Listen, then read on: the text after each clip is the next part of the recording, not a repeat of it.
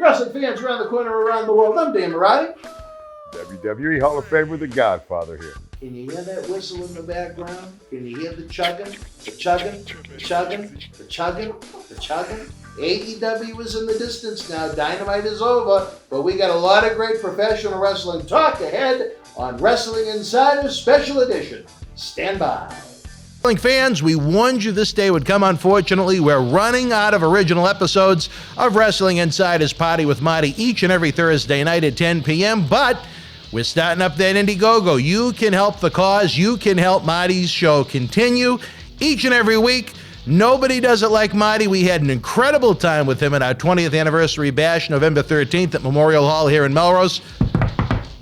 We want to have the good times keep on rolling, but we can't do it without you. Look for the Indiegogo link in the comment section below or across our website and social media platforms. We have some great perks, great rewards where you can even meet Marty himself. There's nothing like it. Since July of 2020, every week we've brought you the show. We need your help to keep on going. We tell you, without wrestling fans, there is no professional wrestling, and there's no better time to help the cause now. Let's keep Marty rocking each and every Thursday night.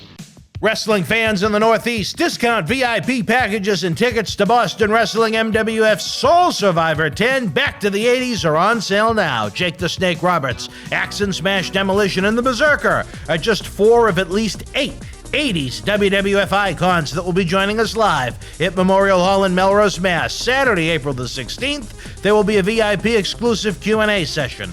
Autographs, pose photos, then the superstars and legends of yesterday, today, and tomorrow will light up the squared circle like it's Times Square on New Year's Eve.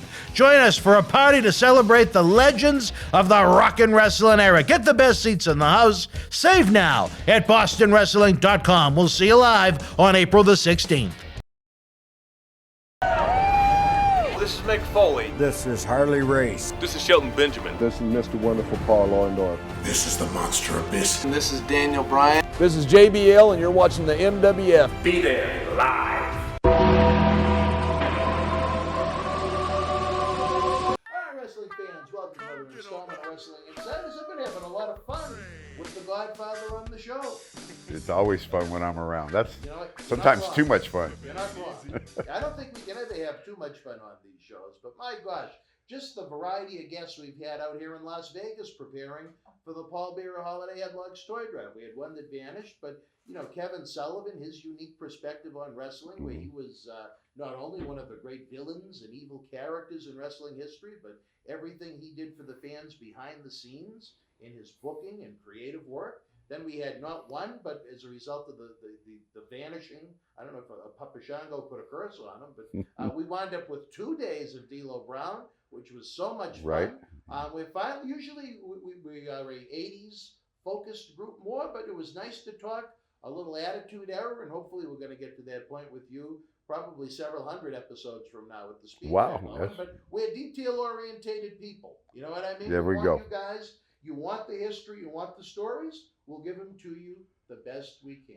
That's why I'm at that TV studio 7 days a week, unless we're on excursions like this. 77 consecutive days. I felt like you at the strip club before I finally made my way out to Vegas. Before that, 2 days off, then 71 consecutive days before that. Some days I'd wake up, I wouldn't remember what month it was. That's putting work in. What time would you usually get home? From, When you used to work at the Cheetah Club? oh, I was there till 4 in the morning, 5 in the morning. Oh, really? Yeah, I'd go in and I'd be in there in the morning for a little bit, but I'd go back at 11, 12 at night, stay till 4 or 5 in the morning. Wow. 24 hours. Now, would you do just 5 days a week? Whatever. If I was in town, it would be anywhere from 4 to 5. I was leaving on the weekends a lot. You know, I was doing other things, but at least 4 or 5 days. But probably all around 10 hours a day. Wow. Yeah, those are long days. Yeah. People, you know, granted, I don't have the luxury of the quality. If people ever saw some of the women that came in and out of the studio, I don't think they would be Cheetah Club quality individuals. But I don't want to go too far in case they're watching the show. Yeah, as we noted in the last program in the spring of '92, we were getting ready for WrestleMania. Some great matches that were being built up, but there were those scandals that were popping up all over TV. You weren't a regular on the house shows yet. You were pretty much just doing television tapings and pay-per-views and such. Right at first. Did you ever sit back and, put on Donahue or Geraldo and see one of these shows and say, what the hell am I getting myself into? No, because my life was so exciting and extravagant and crazy. It was just another thing I was doing. Wrestling was no more crazier than my normal life. From being a biker or working in the clubs, I mean, my life has been exciting the whole time. So it was just another form of something that I could do to have fun and get away from Vegas and enjoy myself. Really was. One thing I could say about you is, and you gave it, people can look it up if they didn't see it, but you mentioned your real age on one of these shows. And you know what? If you told me personality-wise, less than half, I'd believe it. Really? It's not about how old you are; it's about your spirit. You know what I Oh, mean? I've got a young spirit. My ex tells me I'm the world's oldest 12-year-old. So that's about with my, I guess, sense of humor and whatnot. That's what she thinks of that. But with you, you give off such a nice vibe, a nice spirit, and so on and so forth. I think those are the types that live forever. You know what I mean? Well, I'm trying. Those I'm that- doing the best I those can. that retire and they slow down and they sit still and they do nothing. I don't think they got a long run ahead, but that's just one man's opinion through observation. But this one is important to me. I know I had mentioned that Jerry Briscoe, the acclaimed Hall of Famer himself, Captain. a man that could probably twist me into a pretzel if he wanted to, even at his age down there in sunny Tampa. Oh, he's a little outside of Tampa, but sunny Tampa, Florida. He took great offense to some of the things that happened during this time. And he has always said to me, anytime you can get it in to get the real opinion from the guy. So it is one thing that I do want to include. At the time, again, the scandals of '92, you saw Terry Garvin involved in creative X-Nade and Mel Phillips, who was a ring announcer X-Nade, for their involvement as the cream team, so to speak. And there was a lot of evidence towards those two. But just because of his preference in life, Pat Patterson was included in that grouping, and he tried to resign to try and save face for the company, and Vince McMahon refused to accept it. He did leave the company for a few months, but ultimately returned, and he stayed with the company until the day he unfortunately passed away not too long ago. But for you, your memories, your thoughts on the late, great Pat Patterson. Bret Hart told me at one time, he says, hey, if you want to impress anybody, it should be Pat, because Pat doesn't think you can work. Pat doesn't want me to work with you. Pat says you're going to ruin my career. And he goes, but I told him, dude, this guy can work. I'd love to work with him. And so it was good knowing that. But after that, after a while, I guess I grew on Pat. We became cool. We talk about golf and other stuff. I didn't play golf, but he did.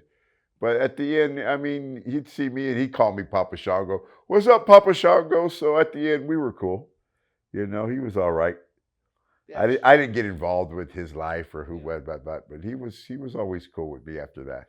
It's just sad that, because the one thing about the internet is it's great that you can access information so easily, but sometimes there's inaccurate information that can stay out there for a lifetime.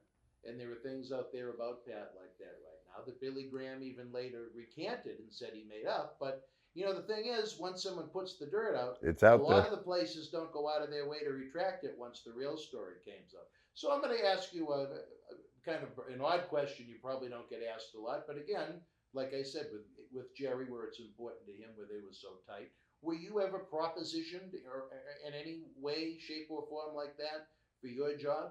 No. Well, that's all I wanted to know. Not at all. That's all I wanted to know. Because you know what? Nor do I know of anybody that was. It's out there as supposed facts from these experts that never worked in the company, right, or ever met these people. I think it's important, even though to you it's kind of a goofy question. I think the more people that actually say it, I think it's important that it gets out there. We all knew Pat was gay, but I mean, he didn't flaunt it. It was not a secret. The sky is yeah, I mean, we knew Louis, we had everything, but he was the barber. Yeah. But right. I never seen him come on to anybody or proposition anybody or know of anybody that he did. No, and I just think it's sad that there are people that.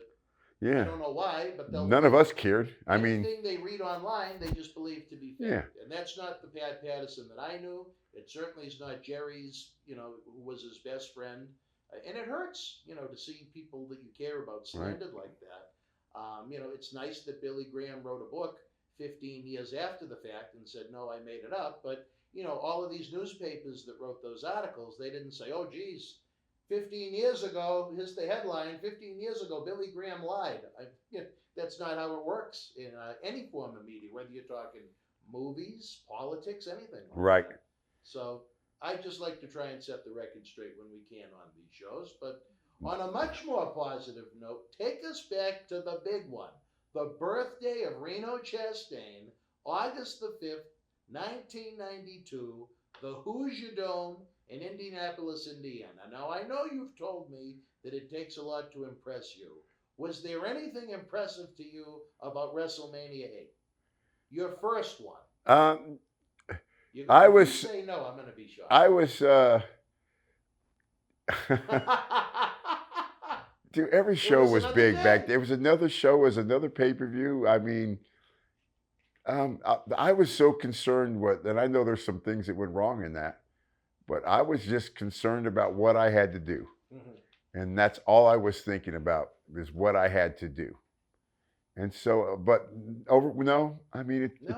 I know it's a big thing, but it's just another show to me. It's a big show. But I mean, every show was a big show. Did you have any family or friends that came No. out for it? No. Just yourself. Just me. My wife might have been there, but I mean, we're doing a lot of traveling and those things. You're so busy, you don't have time to spend with your wife anyway. Right. There's a lot of activity that goes on outside of the event itself. Yeah, she's more like, I don't want to go and be in my room by myself and waiting for you, and you're busy the whole time. So she'd rather see you just have a day off. Yeah. Again, interesting show. We saw the Legion of Doom, who I was always a big fan of, who got honored here at the Cauliflower Alley Club. Hawk had a suspension for some of the reasons that we've talked about. The WWF went out of its way to try and clean up. It cost them their wrestling spot at the show, but it was able to bring in Paul Ellering, who was their legendary manager in the NWA. Because I enjoyed Paul so much just sitting with him at dinner and his lovely wife Joan this past weekend. Any memories out of the ordinary of Paul Ellering, who had a couple of cups of coffee? He had a couple of cups. I would see him in the gym. He didn't go to the bars and hang out where I would see him in the gym, and he was cool with me. I never really got to know him too well, but I mean, hi, how are you? That type of deal. I was friends with Animal and Hawk really well, but really? Yeah, but he wasn't around much, and he wasn't on the house shows. I don't think either. I think he was just on TV. Very smart man. Yes. He studied that Wall Street Journal. He was even talking down at the dinner about how he was talking about commodities and stocks and trades. And that's interesting. Wasn't a bad guy for Joe and Mike to have around and help guide with all that money they were making. Yes. Yes. And oddly enough, you see wrestling managers all around, but he, in a lot of ways, took over their life as their real life manager. He would help them with their travel and to get Zubas and all that stuff. Oh, the Zubas, my God. Can you imagine? They maybe have made more money off of those than they ever did wrestling. They did very healthy with the wrestling. Yes, they did. I had no idea until just a few years ago that they were involved with the ownership of that company. Oh, yeah. There's those pictures with them and Dan Marino, the legendary Miami Dolphins. They owned part of that company. Yeah. Smart business people. I know Paul hooked that up for him too. I'm pretty sure. Really? I'm pretty sure. Or he maybe suggested it to him? Yeah. Wow. Well, see, I didn't know Mike all that well outside of a few here and there. But Joe, I knew quite well. We had set up an appearance for him. We were going to do a back to the 80s retro type reunion with independent wrestling on it right before the virus broke. And then a couple of months later, unfortunately, we lost Joe. Yeah. And he wanted to try and test out the waters with the talk show like this. Your memories of the late, great Joe Laurinaitis? Good guy. I rode the roads with him for a while. Both of them, actually. Mm-hmm. I'd stay. Me and Joe roomed up for a while. Go to the gym. I like Joe because he'd always go to the gym. He didn't drink either. He didn't go out and party. No, he was very he did not party. No. And so he would drag me to the gym, and he was a good dude. I think just before he passed, his wife had reached out to us because it was his birthday. Yes. And we all did videos for him and stuff, and then he died. But good guy. Just a couple of days gyms. We hung out in a lot of gyms. Joe was strong. Oh. He was a 500 bencher. He looked almost kind of like the Tasmanian. Yeah, he was strong. Big bench. Big bench. And very wide. Yeah. Good man, honest man. Never seen him drink. Never seen him party. Never saw him had a drink, really? Not that I can remember. I don't remember either, to be honest. Not that I can remember. But I think it was probably good that Hawk had that influence, or it could have even been worse for him. If he didn't have, Joe and Paul to kind of try and keep him grounded the best they could. Hawk, he was a Mike wild was a wild man. The best they could try and keep him grounded. Mike was a wild man. That one, not necessarily a shocker, even though he passed very young. But Joe, you just going on that was a anniversary surprise. trip Yeah. with his new wife, and that one really pulled on the strings of my heart. Yeah, other than the gym, maybe a favorite story about Animal, because I like to highlight our friends. Like I said, it was riding down the road and gyms with me and him. He didn't live that lifestyle that he wasn't out pimping. He was not out pimping and smoking, doing all the stuff that I did. Two different lifestyles. So very friendly with him. I've been to his house more than once when he was in Minnesota. But we didn't hang out together because he didn't live that life like I lived. Yeah. So, just my stories are all in strip clubs and bars and with women, and those are more my stories, and he wasn't part of that. And him and Paul will go into the gym and read in the Wall Street Journal. Yeah. Great guy to go to the gym with. You'd always go to the gym every day. That dedicated. Yes. Yeah. Well, and it showed, and he paid attention to detail, to every minute detail of his craft, and I think that's why they were so successful. I'm probably more friends with the degenerates than I am the good guys. I wouldn't say that. I like a lot of the BSK guys that have appeared with us over. That was a hell of a group. Still I don't is. call them degenerates. We just had Savio with us for the first time last year. Yes. Detroit Drive, and he was a lot of fun. Could you understand him? He's the only person I know that's been in the United States for 50 years and still can't speak English. There were a few times. You know what I mean. There were a few times it was a little challenging, but we got through 4 fine episodes that the fans enjoyed. Right. And we did the cyber autograph signing just like you did. So the fans had a lot of fun with them, but I think those that maybe would have been able to interact with him in Spanish would have done better than me, but hold on. All right, wrestling fans, right now we're going to say adios. We'll be back after this brief timeout to wrap up the show. Stand by. Wrestling fans, we warned you this day would come. Unfortunately, we're running out of original episodes of Wrestling Insider's Party with Marty each and every Thursday night at 10 p.m., but we're starting up that Indiegogo. You can help the cause. You can help Marty's show continue each and every week. Nobody does it like Marty. We had an incredible time with him at our 20th anniversary bash, November 13th at Memorial Hall here in Melrose. We want to have the good times keep on rolling, but we can't do it without you. Look for the Indiegogo link in the comment section below or across our website and social media platforms. We have some great perks, great rewards where you can even meet Marty himself. There's nothing like it. Since July of 2020, every week we've brought you the show. We need your help to keep on going. We tell you, without wrestling fans, there is no professional wrestling, and there's no better time to help the cause now. Let's keep Marty rocking each and every Thursday night. Wrestling fans in the Northeast, discount VIP packages and tickets to Boston Wrestling MWF Soul Survivor 10 Back to the 80s are on sale now. Jake the Snake Roberts, Axe and Smash Demolition, and the Berzerker are just 4 of at least 8 80s WWF icons that will be joining us live at Memorial Hall in Melrose, Mass. Saturday, April the 16th, there will be a VIP exclusive Q&A session, autographs, pose photos, then the superstars and legends of yesterday, today, and tomorrow will light up the squared circle like it's Times Square on New Year's Eve. Join us for a party to celebrate the legends of the rockin' wrestling era. Get the best seats in the house. Save now at bostonwrestling.com. We'll see you live on April the 16th.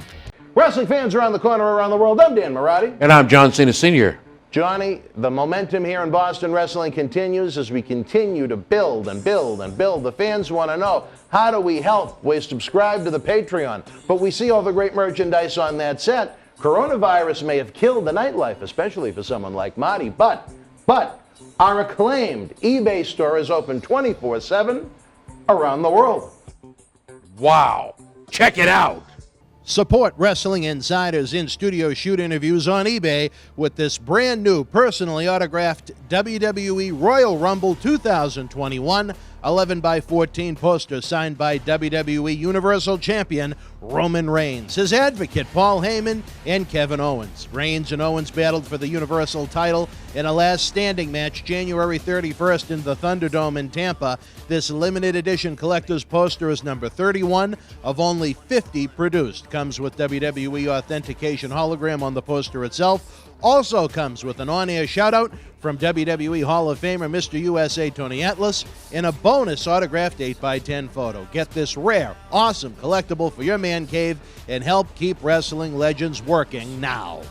Wrestling fans, welcome back to Wrestling Insiders. I guess I should say hola again. Welcome you back if you heard our first part about Savio Vega. AEW is done for the night. We continue our great series of episodes with rotating legends and superstars here on Wednesday nights on Wrestling Insider Special Edition. Again, the premiere chat is open. We love to hear what you guys have to say, or maybe write is the better way to put it, as the show is actually happening. The super chat button is here to try and help us keep the lights on. You can turn into Jim Duggan and give us the big thumbs up and subscribe to the channel for free for access to over 2,000 free videos. Anything you can do to help us get the word out to new fans, whether it be sharing a link on Facebook, Twitter, Instagram, Reddit, Facebook wrestling groups, it means a lot because I truly believe inside of here that the more fans, even if they're lapsed fans that gave up on pro wrestling present day, once they find these shows where we talk about the quote-unquote good old days, they're going to get hooked and they're going to love them, and we have a hell of an archives. Back to WrestleMania 8. Again, you did have your big spot in it, but before we got there, funny enough, you talk about almost young like a baby. The Undertaker defeated Jake the Snake Roberts to extend his WrestleMania undefeated streak to 2. Wow. That was a long time ago, wasn't it? Now, I'm going to guess you wouldn't think way back when that would turn into the Phenom.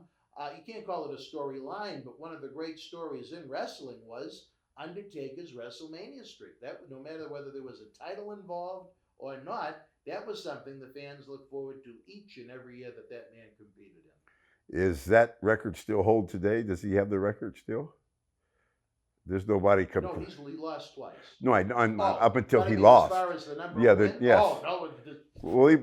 The first time was Brock, right? Stratosphere. Brock was at WrestleMania 30 in New Orleans. I think that was the first time. I was there. And then he lost to Roman at 33. I was there on that one too. Yeah, because I think they thought that was going to be his last night. But he went on to have a few more. And I'll ask you this, because I had a question about the match itself. But, do you think, and you're a good friend of the man, I know he's retired. They had that great ceremony that you were part of at Survivor Series. But do you think somewhere out there in some mind, maybe there should just be one official retirement match, even if they went the giant Baba Root in All Japan, where they maybe turned it into a 6-man or something like that. I think if you advertised a retirement match for him, not only would it be big money, but I think the fans would just be in heaven. For the final match to be something like a movie, I don't know. But you know what? He has earned the right to decide on his own how he wants the road to end for him. But I just wonder if there is somewhere in there a place where just that one, or a singles match with the right opponent that can just help him look great and overcome his certain limitations that he has once you reach a certain age. But I would like to see it end like that. The part of me that still enjoys pro wrestling is from a fan point of view, I guess. I would never say never, but when we talk, we never talk wrestling. If we do talk wrestling, it's back in the olden days, those Memphis days. He's never said this, but he's told me he's told me before that I'm trying to get out, but Vince just won't let me go. But he told me the last time, he goes, I'm done. And he's never told me that. So if he does again, I mean, I'd never say never, but I don't think he will. I think he's beyond that now. It was interesting. Percy told me, I guess at one point, I don't, it may certainly could have changed or evolved, but he had a certain way he wanted to do it, and it didn't happen that way. So that, in my mind, always left interpretation to maybe there is maybe one bullet left in the gun. Who knows? I think the fans would love it, but like you said, I mean, if there's anyone in this industry that has deserved the right to say, you know what, the time has come. It is a guy that put in well over 30 years to make people happy and enjoy the product that we love. Sacrificed his body and lives, wives. I think he's done, but like I said, I'd never say never. But you can't. I don't think it's about money with him. I can almost assure you it's not about money. So I don't know. He signed a 15-year contract, so I mean, he can't be hurting. What I think is amazing is this chatter that Ric Flair wants to try and go in one more time when he goes to AEW, and you talk about a disaster waiting to happen for a guy that's almost died. I don't know if he can get licensed to do it. They'd have to do it in the state without a commission. Yeah, they couldn't do it here. Oh my God! Can you imagine? But why? Why would he? Just loves it. You know what I mean? I guess it'd be like you if you wanted one more run pimping and another 10 I can tell you for sure I'm done. I can tell you 100% I'm done. Do you remember? I know you really just paid attention to your stuff, and that was pretty much it. But there was some shenanigans with Undertaker and Percy and Jake the Snake that night, where on the cuff Jake changed the finish on them. Instead of it being, Undertaker giving him the tombstone and the finish. 1, 2, 3. Jake said, no, let's go outside. And he took the tombstone on the floor and was then rolled back in. And I remember Percy said they chewed the ever-living fuck out of him once they got to the back. Do you ever remember anything about that? Or no, nothing about that story? No. It's a shame if true because, as we know, Undertaker was being groomed to become one of the immortal faces of WWE. Right. And for him to be just kind of sleazy like that, I don't know. I've never heard of that, so I mean, yeah. I've never heard of it. So. The finish was going to be Undertaker goes over clean. It was Jake's last night. He claimed. I can see Jake back then doing something like that. Yeah, he claimed he had a deal for $3 million a year on the table from WCW, which I think you and I both know the finances of 1992. And there weren't a lot of $3 million. No, there wasn't. There may have been rosters of $3 million, but not individuals getting that much. No. But anyway, Jake said he was headed to WCW to make that big money. With his dad was an agent, and he was going to wrestle, and he was going to book, and he wanted out. And he said the only way, I don't remember how exactly it was worded by Percy, but he put over Undertaker clean, and he just wanted to go. And then when they were in the ring, instead of doing it clean, he had Undertaker tombstone on the, outside the cement on the blue pads, and then rolled them back in. And when they got to the back, the grill position, they were like, "What was that?" And I guess that's why when we had done these with Percy, I had asked him about other matches, and he'd say, "Murata, do you know what the hell we were dealing with when we got to the back? Jake changed the fucking finish on the fly, and all they did was chew the shit out of us for the next month." Yeah. So, unfortunate. It sounds like something Jake would have done back then. Yeah, no need for that. Come on now. But, I thought the show was good. You had a great Intercontinental Championship match. Roddy Piper did one of the few jobs he ever did in the company, clean, to put Bret Hart over and try and break him up, knock him up to the next stratosphere. You had, I think maybe they pulled the gun too soon, no pun intended with what we were talking about, but I always think wrestling is more interesting when you have the baby face going after the heel. And in Macho Man's first attempt, he got the title from Flair, which almost you'd think would end the feud, but it continued with a lot less heat than maybe if Flair somehow retained it, and Macho continued to chase him that summer. But it all culminated that night with the big one, the immortal Hulk Hogan, he had so much heat on him, they said, let's try and salvage this by saying this might be his retirement match against Sid Justice. Right. And I guess I'll start with this one. For the finish, was there an issue with the referee? What was this? I know. You know what? I've never watched it. I don't know what happened. All I knew is what I had to do. Was there supposed to be a pinfall finish? Don't know. You don't even know that. Okay. You just know you had it out after. I mean, at that point, if you were ever going to be overwhelmed, that was it. You're going to be involved in that. I knew what I had to do. Okay. I was green, so they're like, do not go until we send you. Okay. Normally down the road, I would have knew how long it was going to take me to run, and exactly I would have knew more about what was going on in the match. Right. My only concern being involved with Hulk and all these guys, what is it I have to do? I have to run up there, jump, do this and that. And what happened with me, I don't remember what the finish was supposed to be. All I knew is what I had to do when I got there, and I did what I had to do when I got there. Okay, I was sent late. The person that I'm not going to give up the person who had to give me up because he's not around anymore. Okay. But he just forgot he had to send me. All of a sudden, he's like, "Oh shit, go, go, go!" But it was too late at that point, and I ran as fast as I could. But here's the thing. That was a long entrance. And it was I was blown up. But here's the thing. I never heard a word about that botched finish. I guess Sid or something. I guess Sid kicked out of Hogan's leg drop. Okay, I never heard anything about it ever. Did I hear one thing from one person until later on, years and years and years. I'm doing signings and people are asking me about it. I'm like, what are you talking about? I don't even know what you're talking about because I didn't know. Okay, the reason I never heard nothing about it wasn't my fault. Right. Yeah. Well, you didn't certainly. They said, what happened? Why was he late? I sent him late. Shit. You know, it was like that. So I never even heard about it. I think where Hogan was going for at least quite a while to try and get away from the stress and the scandals and so on. If you're going to push Sid, why have him do the clean job if Hogan's the one leaving? You know what I mean? To me, I would want to keep Sid strong, but one man's opinion. That's why Sid left, baby. Your thought on, at the same time, moments after you got involved with Hulk Hogan in the main event of WrestleMania, out comes the return of the Ultimate Warrior.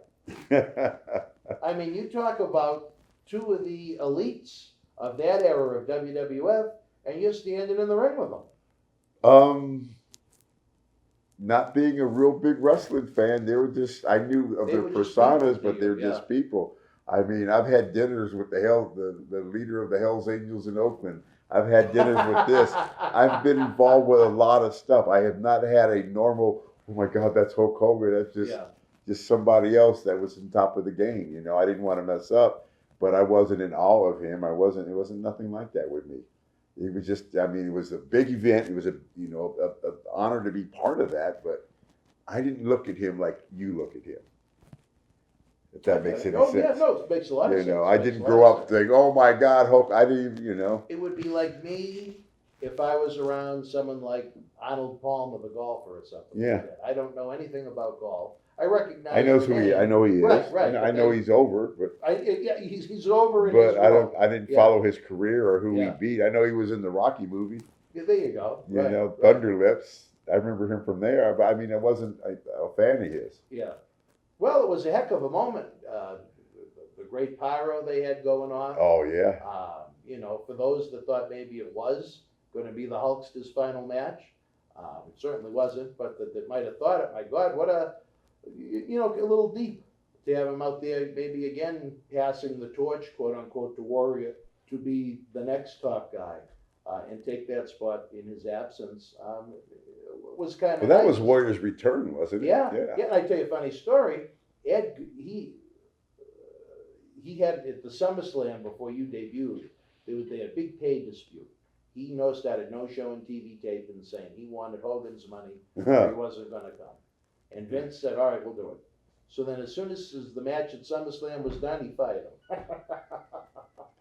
But then, I don't think they realized what these scandals were going to turn into. And for better or worse, Warrior really wasn't involved at that point. So he was kind of, I don't know if pure is the right word, but he wasn't involved in it. So he went on almost like this life retreat somewhere in the mountains of New Mexico. And of all people, they sent Ed Cohen to try and go and find the Warrior God. in New Mexico. I didn't know that. Yeah, like maybe 6 weeks or so before the show, when they decided that Warrior or that Hogan was going to take that sabbatical, and they needed something. I don't know what the meeting might have entailed, but Ed had to fly to New Mexico. I don't know. I mean, if he had a map, or I mean, what mountain he had to go to try and find. Not only find the Warrior, but his personality. Yeah. Try and convince him to come back after they fired him. So I would have loved to have seen that as reality television. I think that would have been good. Hysterical. Jim was cool with Ed's me. personality too. Yes. Yeah. Jim was always cool with me, though. Was he? I mean, it's hard to get people to say good things about him, but he was cool with me. We've had a mix. There's a lot of guys that have said, you know what? If you were on his side, if he for whatever reason I don't know if tolerate is the right word, but if you were all right with him, you were all right with him. I know Paul Bearer spoke glowingly of him. Yeah, he was. And that cool to with me meant a lot. We talked before, we talked after. He was cool with me. All right, wrestling fans. Right now, we're going to take the ultimate timeout. We'll be back to wrap up the show. Stand by for more Wrestling Insiders Special Edition. Thank you. Wrestling fans, we warned you this day would come. Unfortunately, we're running out of original episodes of Wrestling Insiders Party with Marty each and every Thursday night at 10 p.m., but we're starting up that Indiegogo. You can help the cause. You can help Marty's show continue each and every week. Nobody does it like Marty. We had an incredible time with him at our 20th anniversary bash, November 13th at Memorial Hall here in Melrose. We want to have the good times keep on rolling, but we can't do it without you. Look for the Indiegogo link in the comment section below or across our website and social media platforms. We have some great perks, great rewards where you can even meet Marty himself. There's nothing like it. Since July of 2020, every week we've brought you the show. We need your help to keep on going. We tell you, without wrestling fans, there is no professional wrestling, and there's no better time to help the cause now. Let's keep Marty rocking each and every Thursday night. Wrestling fans in the Northeast, discount VIP packages and tickets to Boston Wrestling MWF Soul Survivor 10 Back to the 80s are on sale now. Jake the Snake Roberts, Axe and Smash Demolition, and the Berzerker are just 4 of at least 8 80s WWF icons that will be joining us live at Memorial Hall in Melrose, Mass. Saturday, April the 16th, there will be a VIP exclusive Q&A session, autographs, pose photos, then the superstars and legends of yesterday, today, and tomorrow will light up the squared circle like it's Times Square on New Year's Eve. Join us for a party to celebrate the legends of the rockin' wrestling era. Get the best seats in the house. Save now at bostonwrestling.com. We'll see you live on April the 16th. Wrestling fans, I'm Dan Marotti. And this is the man of the hour, Leo Rush. It's all over bostonwrestling.com and our social media. But Leo, brother, they got to check out some of this merch. They got to. Check it out, fans, right now, available on eBay. Here's your chance to own a piece of history from the 2020 WWE Draft. On the second night, October the 12th, The Fiend, Bray Wyatt, and Alexa Bliss unleashed hell on Andrade and Zelina Vega. This limited edition 11x14 collector's poster is number 26 of only 50 made, personally signed by both The Fiend and Alexa Bliss, direct from friends at WWE. Comes with certificate of authenticity hologram on the poster itself, suitable for framing. You'll also receive a bonus autographed mystery photo and an on-air shout-out as our thanks to you. Get this ultra-rare autographed Fiend and Alexa Bliss poster now. Wrestling fans, welcome back to Wrestling Insider Special Edition. Myself and the Godfather answering your questions that you have fired in about the very unique year that was 1992 in the World Wrestling Federation, as this fine man made a debut for the ages is the evil voodoo cast spelling Papa Shango. Papa Shango. One for the ages. I tell you, I was a Papa Shango fan. I love the creepiness and the eeriness around it. But again, to see you pop out just after doing, other than those vignettes and the few squash matches on TV, all of a sudden to see you involved in the main event at WrestleMania, that was pretty cool. That's moving fast, isn't it? How far ahead of time do you remember when you knew you were going to get involved in all that? I Was don't it remember. the day of? I don't think it was the day of, but I don't remember. But I knew it was coming. You knew it was coming. You know, I knew it was coming at least a week ahead of time, that I was going to be involved in some way. But there wasn't no talk about any angles or anything after that. It was just I was going to be involved with that. Something. Yeah. Well, what a sign of respect, though. I mean, as a relative newcomer, to just take you. Real and newcomer, insert maybe you with 3 years those in the guys. business. Yeah. And now I'm a voodoo man. And now you're a voodoo man. The next 2 days at the TV tapings and dark matches, you wound up working the Ultimate Warrior. You know, personally, you just mentioned before the break, you got along with him pretty good. What was it like actually wrestling someone that was not as technically sound as some of the other opponents? Don't you may have forget, brought? I'm green. I'm Right, really okay, green. okay, And right. most You people, didn't know any better. I didn't know any better. Most Right. people are calling your matches, and so I mean, and Warrior wasn't one to call a match, so other people were helping us. But you know, at that point, I was trying to fall into the character because the character really wasn't established yet, Right. and with the what you were doing, and we were just trying to come something, and then the wild voodoo, and then all the spells, and I was just trying to do the best I could, and just to do the best job I could, whatever that was. But it was hard going from this hardcore biker type dude to becoming a voodoo guy, because everything else I was just a tough guy being in there doing it, which is a lot easier than being handled this voodoo gimmick. You know, but like I tried the best I could. In a sense, even though you did a fantastic job with it, early on, is it fair to say maybe you kind of had to handle it with kid gloves, where if you went the wrong direction with it, maybe you really could have hurt it? Oh, or yeah. were you confident that you thought, okay, I can push Papa Shango to the moon? I'm I comfortable thought- enough with this voodoo. I thought Papa Shango would go further, but like I said, I had a lot to do with the destruction of Papa Shango, because I went to this really dark place, and you know, it just didn't work out. And I don't think that helped the character any, because I don't think at that point the bear was around, and you never knew you didn't know if you could trust the bear not to get arrested or get in a lot of trouble, because I was doing a lot of, you know, my nightlife had gotten pretty crazy then. Really? Yeah. Well, you're in a tough spot. Yeah, they were. Did you, again, where you were still kind of new to the company, you wouldn't have known what the houses were in certain venues the year before and so on and so forth, but with all of the departures that were coming, it did start to plummet. You had been around 3 years, so you're certainly probably familiar with a lot of the names. You're talking about within just a matter of months, you lost the Warlord, who not a main event guy, but someone that the fans were very familiar with. At WrestleMania 8, you saw bye-bye Hulk Hogan, bye-bye Roddy Piper. Before WrestleMania even came, the legendary Superfly Jimmy Snuka, who I think even if you weren't a wrestling fan, you knew who the Jimmy name. was. Hercules, another WWF legend, even though it didn't have anything to do with the quote-unquote scandals. Jake was gone, and he was a top guy for so many years within the company.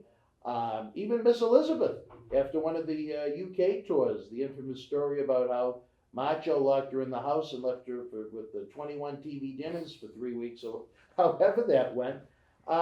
You know, did it seem like to the people around you that things were hurting a little bit, even if you weren't around? Oh, I for mean, you heard yourself? it from the boys. The houses were down. Nobody was making money. It was a rough time. You know, I was another reason I wasn't making money. If I wasn't having fun and not making money, that was really reason for me to leave. But it was rough right then. It wasn't until I came back, you know, with the nation and stuff that we got things going was again. your fun run. Yeah. Your big fun run. You know. It happened, and you mentioned it a little earlier. Again, another departure. It was a meltdown at the Boston Garden itself. Warrior and Sid in April of '92. Sid put over Undertaker in just a couple of minutes, and then apparently had some kind of a big blow up with George Steele, who was the agent for that Right. night. And Sid was gone. He went to, well, he was in WCW within a year or so, and that was the point where they transitioned you full time to main event Papa Shango Yeah. every night. And I got did thrown to that the help? wolves. That must have helped the paycheck a little bit compared to Yeah, but opening up with Tito. I mean, yeah, but I mean, the houses weren't that great back then, and you never got a pay-per-view push with them. You did everything you did. I think everything they were just. I was just filling until they figured out what they were going to do, and that's all that. I don't think that they were going to at that point go because the voodoo and the spells it got kind of silly, and I don't think that they were going to push it much further than that. It was just fill in for the Warrior, basically. Do you think, I don't want to say they created the character for the Warrior, but No. do you think you were created for maybe just a couple of top guys and that was it? No. That's all they had. Oh, you think there was a long-term I plan think for that there Papa? was more plans to do, but things change for many different They reasons. can change on the fly. And it's what I've never forgot. It's a business, so I don't sit here and try to figure out why something didn't work. It didn't work. You didn't bite on it. Let's move on. And 3,000 tickets back then compared to 3,000 tickets now, let's say at our Big show. price difference. The average ticket price to a WWF show now, WWE, is about $45. Back in your era, It might have been $8. they were 16, Yeah. 12, and 9. Yeah, they weren't that expensive. And when you're talking about a company that generally pays out, it's a publicly traded company, it's not a secret, 8% of the gross to the talent. On those prices with 3,000 tickets, that's not a lot of bread to spread around. You know not what I enough mean? for me to stick around. Yeah. I'd be like Vince. I used to say, Vince, I can make more money being home every day in the strip clubs. Why the hell do I want to be on the road going through this? And how would he respond to that? He would laugh. He'd laugh, yeah. Well, Charles, when you want to finish up? Every time? And I'd be like, this week? Tomorrow? And he would, I'm telling you, he would It's laugh nice like that you had such a relationship with him like that, yeah. That's how it was. That's what I think it's because he knew. He knew. He was smart. I mean, he had to have known his guys were hurting. He knew what they were making in the years leading up to that. We weren't making, I don't remember the number, but we weren't making no money, and you're spending money. I'm like, this isn't even worth it to me. So we've had guys here on the program that have said some night they would take the draw every night just to make sure You got paid. there would be more. The draw would be as much as you get for a payday. And that was $200. Oh, that's scary. $200 draw. Yeah, we take your money. If you wouldn't have money on the road. Dude, it was rough for a while. There's some people that have said, they'd get, when the check would come in the mail, it would just be a stub. Yeah. If you took your draw every night, that could easily happen. That would be it. You just get the stub. Yeah. Crazy times for the fans when they look at all the big numbers nowadays that are bandied around. Again, where it's a publicly traded company. Back in the era we're talking about right now, those weren't the numbers by any stretch of the imagination. But with WWF, it was almost kind of like a rebuilding type year for a sports franchise where we mentioned all these top guys had left. One of the newcomers was the return of a great veteran, a guy that put fear into me as a kid, the late, great Ugandan giant Kamala. James Harris. Yep. He was fun. We worked together for a minute. They were horrible matches, but it wasn't because of James. It was because James knew his gimmick so much better than I knew mine that there was, and I would think he was messing with me when he was just staying in character. He'd be acting like he's afraid of me. I'd go after him, he'd be like, "Woo!" He'd be afraid of me and try to sneak up on me, and I could have played it better. And I'm approaching it more just like a wrestler, But good guy, man. They tagged us up. We had a lot of tag matches together. Did you? They were doing nothing with him. They weren't doing nothing I with me. remember at one point, this was actually when you were still in a really good position. I think it was like Warrior, Undertaker, and Boss Man against you, Kamala, and Nails. Or some combination. Or Berzerker. The Berzerker. Yeah.